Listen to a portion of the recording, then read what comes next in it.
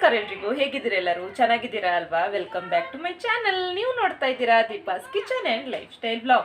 ಇವತ್ತು ನಾನು ನಿಮ್ಮ ಜೊತೆ ಏನು ಶೇರ್ ಮಾಡ್ತಾ ಇದ್ದೀನಿ ಅಂತ ಹೇಳಿದ್ರೆ, ಇದು ನಮ್ಮ ಕಡೆ ಅಂದರೆ ಉಡುಪಿ ಮಂಗಳೂರು ಕಡೆ ತುಂಬಾ ಫೇಮಸ್ ಆದಂತಹ ಒಂದು ಬ್ರೇಕ್ಫಾಸ್ಟ್ ರೆಸಿಪಿ. ಇದು ತುಂಬಾ ಚೆನ್ನಾಗಾಗುತ್ತೆ. ಯಾವುದು ಅಂತ ಹೇಳಿದ್ರೆ ಬನ್ಸ್.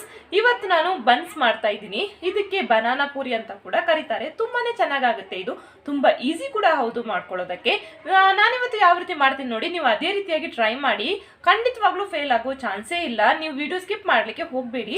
ಸ್ಕಿಪ್ ಮಾಡಿದ್ರೆ ನಾನು ನಿಮಗೆ ಏನು ಹೇಳಿದೆ ಅಂತ ಅರ್ಥ ಆಗೋದಿಲ್ಲ, ನೀವು ಸ್ಕಿಪ್ ಮಾಡಿ ನೋಡಿದ್ರೆ. ಅದಕ್ಕೋಸ್ಕರ ಹೇಳ್ತಾ ಇದ್ದೀನಿ, ಫುಲ್ ವಿಡಿಯೋ ಕಂಟಿನ್ಯೂ ಆಗಿ ನೋಡಿ ಅಂತ ಕೇಳ್ಕೊತೀನಿ. ಮತ್ತೆ ಇನ್ಯಾಕೆ ತಡ ಮಾಡೋದು, ಅದಕ್ಕೆ ಏನೇನು ಸಾಮಗ್ರಿಗಳು ಬೇಕು, ಅದನ್ನ ಯಾವ ರೀತಿ ಮಾಡೋದು ಅನ್ನೋದನ್ನ ನಾನು ನಿಮಗೆ ತಿಳಿಸ್ಕೊಡ್ತಾ ಇದ್ದೀನಿ. ನೋಡ್ಕೊಂಡು ಬರೋಣ ಬನ್ನಿ. ಬನ್ಸ್ ಮಾಡ್ಕೊಳ್ಳೋದಕ್ಕೆ ನಾನಿಲ್ಲಿ ಚೆನ್ನಾಗಿ ಹಣ್ಣಾಗಿರುವಂತಹ ಒಂದು ಬಾಳೆಹಣ್ಣ ಮಿಕ್ಸಿಗೆ ಹಾಕೊಂಡು ರುಬ್ಬಿಬಿಟ್ಟು ಇಟ್ಕೊಂಡಿದ್ದೀನಿ ಕ್ಲೀನಾಗಿ.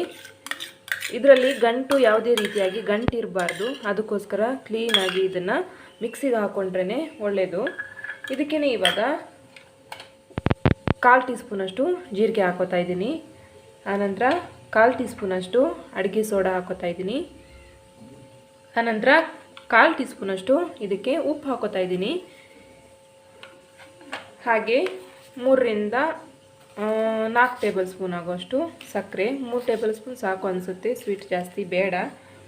ಇದಕ್ಕೇ ಇವಾಗ ತುಪ್ಪ ಹಾಕ್ಕೊಳ್ಬೇಕು. 2 ಟೇಬಲ್ ಸ್ಪೂನ್ ಆಗುವಷ್ಟು ತುಪ್ಪ ನಾನಿಲ್ಲಿ ಹಾಕ್ಕೊಂಡೆ. ಹಾಗೆ ಇನ್ನು ಇದಕ್ಕೆ ಹುಳಿ ಬಂದಿರುವಂತಹ ಮೊಸರು ಹಾಕ್ಕೊಳ್ಬೇಕು.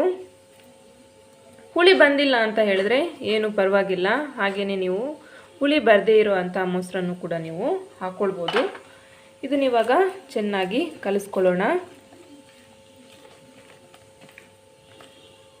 ಚೆನ್ನಾಗಿ ಇದು ಸಕ್ಕರೆ ಎಲ್ಲ ಇದರಲ್ಲಿ ಕರಗಬೇಕು. ಚೆನ್ನಾಗಿ ಒಂದು ಮಿಕ್ಸ್ ಕೊಡಿ. ಇದಕ್ಕೆ ಸಕ್ಕರೆ ಎಲ್ಲ ಚೆನ್ನಾಗಿ ಕರಗಿದೆ. ಇದಕ್ಕೆ ನಾನು ದೊಡ್ಡ ಕಪ್ ಮೆಜರ್ಮೆಂಟಲ್ಲಿ 3/4 ಕಪ್ಪಷ್ಟು ಮೈದಾ ನಾನಿಲ್ಲಿ ತೊಗೊಂಡಿದ್ದೀನಿ. ಇವಾಗ ಸ್ವಲ್ಪ ಹಾಕ್ಕೊಂಡೆ, ಸ್ವಲ್ಪ ಇದರಲ್ಲೇ ಉಳಿಸ್ಕೊತೀನಿ. ಬೇಕಿದ್ರೆ ಆಮೇಲೆ ಹಾಕ್ಕೊಳ್ಬೋದು. ಬನ್ಸ್ಗೆ ನಾವು ಯಾವತ್ತೂ ಮೈದಾನೇ ತೊಗೊಳ್ಬೇಕು, ಗೋಧಿ ಹಿಟ್ಟಿಂದೆಲ್ಲ ಇದು ಆಗಲ್ಲ.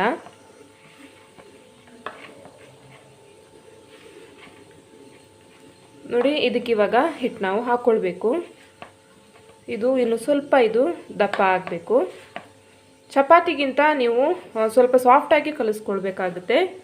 ಚಪಾತಿ ಕಲಿಸ್ಕೊಂಡಂಗೆ ದಪ್ಪಕ್ಕೆ, ತುಂಬ ಗಟ್ಟಿಗೆ ಕಲಿಸ್ಕೊಳ್ಬೇಡಿ. ಈ ಥರ ಚೆನ್ನಾಗಿ ಮಿಕ್ಸ್ ಕೊಡಿ ಇದಕ್ಕೆ. ಫ್ರೆಂಡ್ಸ್, ನೀವಿಲ್ಲಿ ನೋಡ್ತಾ ಇರ್ಬೋದು ನಾನು ಎಷ್ಟು ಇದನ್ನು ಸಾಫ್ಟ್ಗೆ ಕಲಿಸ್ಕೊಂಡಿದ್ದೀನಿ ಅಂತ. ಇದು ಕಲಿಸ್ಕೊಂಡಾಗಿದೆ, ನೋಡ್ತಾ ಇರ್ಬೋದು ನೀವು, ತುಂಬ ಸಾಫ್ಟಾಗಿ ಕಲಿಸ್ಕೊಂಡಿದ್ದೀನಿ. ಇದಕ್ಕೆ ಇವಾಗ ಸ್ವಲ್ಪ ಎಣ್ಣೆ ಹಾಕ್ಕೊಳ್ಳೋಣ. 1 ರಿಂದ 2 ಟೇಬಲ್ ಸ್ಪೂನಷ್ಟು ಎಣ್ಣೆ ಸಾಕಾಗುತ್ತೆ. 1 ಟೇಬಲ್ ಸ್ಪೂನ್ ಹಾಕ್ಕೊಂಡೆ, ಇನ್ನು 1/2 ಟೀ ಸ್ಪೂನ್ ಹಾಕ್ಕೋತೀನಿ. ಇದನ್ನಿವಾಗ ಕಲಿಸ್ಕೋಬೇಕು ಚೆನ್ನಾಗಿ. ಇದು ಮಿನಿಮಮ್ ಅಂದರೂ 4 ರಿಂದ 5 ಗಂಟೆ ಇಡಲೇಬೇಕು. ಮಿನಿಮಮ್ ನಾನು ಹೇಳ್ತಾ ಇರೋದು. ಇನ್ನು 7 ರಿಂದ 8 ಗಂಟೆಗಳ ಕಾಲ ಇಟ್ಟರೆ ಅಂತೂ ತುಂಬಾ ಚೆನ್ನಾಗಿ ಬರುತ್ತೆ ಬನ್ಸ್. ಕೆಲವರು ರಾತ್ರಿ ಕಲಸಿಟ್ಟು ಬೆಳಗ್ಗೆ ಮಾಡ್ತಾರೆ, ಇಲ್ಲಾಂದರೆ ಬೆಳಗ್ಗೆ ಕಲಸಿಟ್ಟು ರಾತ್ರಿ ಮಾಡ್ತಾರೆ. ತುಂಬಾ ಚೆನ್ನಾಗಾಗುತ್ತೆ. ಇದನ್ನು ಬನಾನಾ ಪೂರಿ ಅಂತ ಕೂಡ ಕರೀತಾರೆ. ಮಂಗಳೂರು ಕಡೆ, ನಮ್ಮ ಕಡೆ ಉಡುಪಿ ಕಡೆ ಎಲ್ಲ ಇದನ್ನು ಬನ್ಸ್ ಅಂತ ಕರೀತಾರೆ. ತುಂಬಾ ಫೇಮಸ್ ನಮ್ಮ ಕಡೆ. ಇದು ತುಂಬಾ ಚೆನ್ನಾಗಾಗುತ್ತೆ. ಖಂಡಿತವಾಗ್ಲೂ ಇದನ್ನು ನೀವು ಕೂಡ ಟ್ರೈ ಮಾಡ್ಬೋದು. ನಾನು ಕೂಡ ಇವತ್ತು ರಾತ್ರಿ ಕಲಸಿಟ್ಟು ನಾಳೆ ಬೆಳಗ್ಗೆಗೆ ಇದನ್ನು ಮಾಡ್ತಾಯಿದ್ದೀನಿ. ಮಿನಿಮಮ್ ಇದು ನಾನು 7 ರಿಂದ 8 ಗಂಟೆಗಳ ಕಾಲ ಇದನ್ನು ಇಡ್ತೀನಿ. ಕಲಿಸುವಾಗ ಇದನ್ನು ಇದೇ ರೀತಿಯಾಗಿ ಚೆನ್ನಾಗಿ ಕಲಿಸ್ಕೊಳ್ಬೇಕು. ಇನ್ನು ಇದು ಇಷ್ಟ ಆದರೆ ಸಾಕು. ಇದನ್ನು ನಾಳೆ ನೋಡೋಣ. ಇದನ್ನು ಒಂದು ಮುಚ್ಚಳ ಮುಚ್ಚಿ ಇಟ್ಬಿಡೋಣ. ಹಿಟ್ಟು ಮಾರನೇ ದಿನ ಯಾವ ಹದಕ್ಕೆ ಬಂದಿದೆ ಅಂತ. ಇದನ್ನ ಇವಾಗ ಸಣ್ಣ ಸಣ್ಣ ಉಂಡೆ ಮಾಡ್ಕೊಳ್ಬೇಕು. ಇದಕ್ಕೇ ಸ್ವಲ್ಪ ಮೇಲ್ಗಡೆಯಿಂದ ಹಿಟ್ಟು ಇದೇ ರೀತಿಯಾಗಿ ಸವರ್ಕೊಂಡು ಉಂಡೆ ಮಾಡ್ಕೊಳ್ಳೋಣ. ಒಂದು ಸರಿ ಹೀಗೆ ಚೆನ್ನಾಗಿ ನಾದ್ಕೊಳ್ಳಿ. ಆನಂತರ ಸಣ್ಣ ಸಣ್ಣ ಉಂಡೆಗಳನ್ನು ಮಾಡ್ಕೊಳ್ಳಿ. ಈ ರೀತಿಯಾಗಿ ಉಂಡೆಗಳನ್ನು ಮಾಡ್ಕೊಳ್ಳಿ. ಸ್ವಲ್ಪ ದಪ್ಪಕ್ಕೇ ಇರಲಿ. ತುಂಬ ತೆಳುಗೆ ಮಾಡಿಕೊಂಡ್ರೆ ಒಳಗಡೆಯಿಂದ ಬನ್ಸ್ ಲೇಯರ್ ಆಗಿ ಬರಲ್ಲ. ಅದಕ್ಕೋಸ್ಕರ ತುಂಬ ತೆಳುವಾಗಿ ಇದನ್ನೇನು ಲಾಟ್ಲಿಕ್ಕಿಲ್ಲ, ದಪ್ಪವಾಗಿ ಲಟ್ಟಿಸ್ಕೋಬೇಕು. ನೋಡಿ ಈ ಥರ ನಾನಿವಾಗ ಎಲ್ಲ ಉಂಡೆಗಳನ್ನು ಮಾಡ್ಕೊತೀನಿ. ನೋಡ್ತಾ ಇರ್ಬೋದು ನಾನು ಈ ಥರ ಉಂಡೆ ಮಾಡ್ಕೊಂಡಿದ್ದೀನಿ. ಇದನ್ನ ಇವಾಗ ಲಟ್ಟಿಸ್ಕೊಳ್ಳೋಣ. ಸ್ವಲ್ಪ ಹಿಟ್ಟನ್ನು ಹಾಕಿಬಿಟ್ಟು ಹಾಗೆ ಲಟ್ಟಿಸ್ಕೊಳ್ಳೋಣ. ತುಂಬ ತೆಳುವಾಗಿ ನಮಗೆ ಲಟ್ಟಿಸ್ಕೊಳ್ಳಿಕ್ಕಿಲ್ಲ, ಚಪಾತಿ ಥರ ನೀವು ಲಟ್ಟಿಸ್ಕೊಳ್ಳಿಕ್ಕಿಲ್ಲ. ಇದನ್ನು ದಪ್ಪವಾಗೇ ಇರಬೇಕು, ಆವಾಗ ಮಾತ್ರ ಬನ್ಸ್ ಚೆನ್ನಾಗಿ ಬರುತ್ತೆ, ಲೇಯರ್ ಲೇಯರ್ ಆಗಿ ಚೆನ್ನಾಗಿ ಬರುತ್ತೆ. ಇಲ್ಲಾಂದರೆ ಒಳಗಡೆ ಅಷ್ಟು ಲೇಯರ್ಗಳು ಇರಲ್ಲ. ನೋಡಿ ಇಷ್ಟು ದಪ್ಪ ಆದರೆ ಸಾಕಾಗುತ್ತೆ. ಗೊತ್ತಾಗ್ತಾ ಇದೆ ಅಂತ ಅನ್ಕೋತೀನಿ. ಇಷ್ಟು ದಪ್ಪ ಇದ್ದರೆ ಸಾಕಾಗುತ್ತೆ. ನಾನಿವಾಗ ಎಲ್ಲ ಉಂಡೆಗಳನ್ನ ಇದೇ ರೀತಿಯಾಗಿ ಲಟ್ಟಿಸ್ಕೊತೀನಿ. ನಾನಿಲ್ಲಿ ಎಣ್ಣೆ ಬಿಸಿ ಆಗೋಕ್ಕೆ ಇಟ್ಟಿದ್ದೀನಿ. ಎಣ್ಣೆ ಇವಾಗ ಬಿಸಿ ಆಯಿತು. ನಾವಿವಾಗ ಬನ್ಸ್ಗಳನ್ನು ಮಾಡ್ಕೊಳ್ಳೋಣ. ನಾನಿವಾಗ ಒಂದೊಂದಾಗಿ ಎಣ್ಣೆಗೆ ಬಿಡ್ತೀನಿ.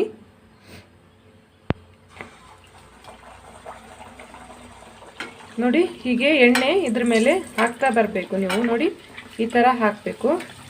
ಆನಂತರ ಲೈಟಾಗಿ ಇದನ್ನು ಹೀಗೆ ಪ್ರೆಸ್ ಮಾಡಬೇಕು.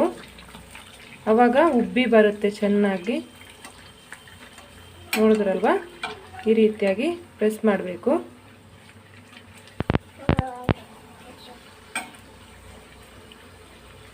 ನೋಡಿ ಉಬ್ಬಿ ಬರ್ತಾ ಇದೆ. ಇದೇ ರೀತಿಯಾಗಿ ಮಾಡ್ಕೊಳ್ಬೇಕು. ಪ್ರೆಸ್ ಮಾಡಿದಾಗ ಮತ್ತೆ ಎಣ್ಣೆ ಹೀಗೆ ಇದ್ರ ಮೇಲೆ ಸ್ಟಾರ್ಟಿಂಗಲ್ಲಿ ನಾವು ಹಾಕೊಂಡಾಗ ಚೆನ್ನಾಗಿ ಅದು ಉಬ್ಬಿ ಬರುತ್ತೆ. ಗೋಲ್ಡನ್ ಕಲರ್ ಬಂದ ಮೇಲೆ ಇದನ್ನು ತೆಗಿಬೇಕು.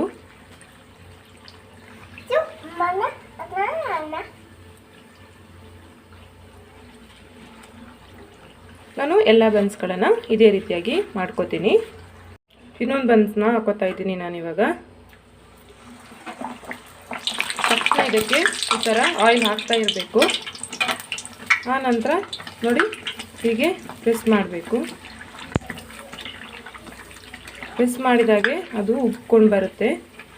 ನೋಡ್ತಾ ಇರ್ಬೋದು.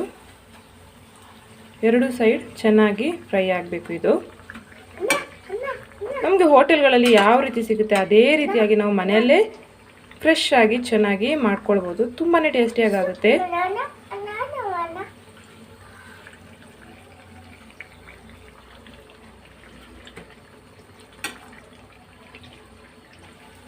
ಎರಡು ಸೈಡ್ ಚೆನ್ನಾಗಿ ಇದನ್ನು ಫ್ರೈ ಮಾಡಬೇಕು.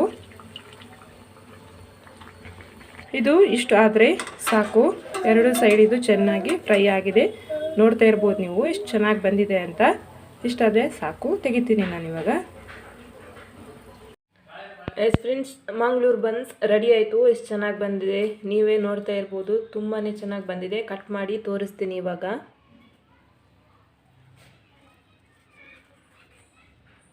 ನೋಡಿ ಎಷ್ಟು ಚೆನ್ನಾಗಿ ಬಂದಿದೆ ಅಂತ, ಎಷ್ಟು ಲೇಯರ್ ಲೇಯರ್ ಆಗಿ ಬಂದಿದೆ ಅಂತ ನೀವೇ ನೋಡ್ತಾ ಇರ್ಬೋದು. ಖಂಡಿತವಾಗ್ಲೂ ಇದನ್ನು ನೀವು ಕೂಡ ಟ್ರೈ ಮಾಡಿ ಫ್ರೆಂಡ್ಸ್. ನೋಡಿದ್ರಲ್ವಾ ಬನ್ಸ್ನ ನಾವು ಯಾವ ರೀತಿ ಮಾಡ್ಕೊಂಡ್ವಿ ಅಂತ. ತುಂಬಾ ಟೇಸ್ಟಿಯಾಗಿ ಆಗುತ್ತೆ ಇದು. ಖಂಡಿತವಾಗ್ಲೂ ಇದನ್ನು ನೀವು ಕೂಡ ಟ್ರೈ ಮಾಡಿ. ಏನೂ ಕಷ್ಟ ಇಲ್ಲ, ತುಂಬಾ ಈಸಿ ಇದೆ. ನಾವು ಮುಂಚಿನ ದಿನ ರಾತ್ರಿ ಕಲಸಿಟ್ರೆ ಬೆಳಗ್ಗೆ ನಮಗೆ ಬ್ರೇಕ್ಫಾಸ್ಟ್ ಮಾಡ್ಕೊಡೋದಕ್ಕೆ ತುಂಬಾ ಈಸಿ ಆಗುತ್ತೆ. ಒಂದು 10-15 ನಿಮಿಷದೊಳಗೆ ಇದು ಆಗೋಗುತ್ತೆ. ಟೇಸ್ಟ್ ಕೂಡ ಸೂಪರ್ ಆಗಿರುತ್ತೆ. ಖಂಡಿತವಾಗ್ಲೂ ನೀವು ಮಿಸ್ ಮಾಡದೆ ಟ್ರೈ ಮಾಡಿ. ಮತ್ತೆ ಯಾವ ರೀತಿ ಬಂತು ಅಂತ ನನಗೆ ಕಮೆಂಟ್ ಸೆಕ್ಷನಲ್ಲಿ ಹೇಳಿ ತಿಳಿಸಿ. ಇವತ್ತಿನ ನನ್ನ ವಿಡಿಯೋ ನಿಮ್ಮೆಲ್ಲರಿಗೂ ಇಷ್ಟ ಆಯಿತು ಅಂತ ಅನ್ಕೋತೀನಿ. ಇಷ್ಟ ಆಗಿದ್ರೆ ಪ್ಲೀಸ್ ನನ್ನ ವಿಡಿಯೋಗೊಂದು ಲೈಕ್ ಕೊಡಿ, ಹಾಗೆ ಶೇರ್ ಮಾಡೋದನ್ನ ಮರಿಬೇಡಿ ಫ್ರೆಂಡ್ಸ್. ಆದಷ್ಟು ನನ್ನ ವಿಡಿಯೋಗಳನ್ನು ನಿಮ್ಮ ಎಲ್ಲ ಫ್ರೆಂಡ್ಸ್ ಆ್ಯಂಡ್ ಫ್ಯಾಮಿಲಿಗೆ ಶೇರ್ ಮಾಡಿ. ಮತ್ತೆ ಯಾರೆಲ್ಲ ಸಬ್ಸ್ಕ್ರೈಬ್ ಮಾಡದೆ ನನ್ನ ವಿಡಿಯೋ ನೋಡ್ತಾ ಇದ್ರೆ ದಯವಿಟ್ಟು ನನ್ನ ಚಾನಲ್ಗೆ ಸಬ್ಸ್ಕ್ರೈಬ್ ಮಾಡಿ ಅಂತ ಕೇಳ್ಕೊತೀನಿ. ಹೀಗೆ ನನಗೆ ಸಪೋರ್ಟ್ ಮಾಡ್ತಾ ಇರಿ. ಇನ್ನು ನಾಳೆ ಇನ್ನೊಂದು ಹೊಸ ರೀತಿಯ ವಿಡಿಯೋದಿಗೆ ನಾನು ನಿಮ್ಮನ್ನು ಭೇಟಿ ಮಾಡ್ತೀನಿ. ಅಲ್ಲಿವರೆಗೂ ನಮಸ್ಕಾರ.